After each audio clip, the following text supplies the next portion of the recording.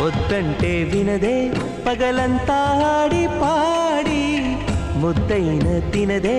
పరిగెత్తే పైడి లేడి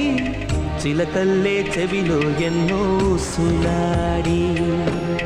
పడుకోదే పన్నెండైనా ఏం చేయాలి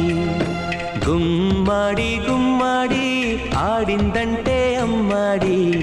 డాడీ ఊపిరిలో మురిసే కూచిపూడి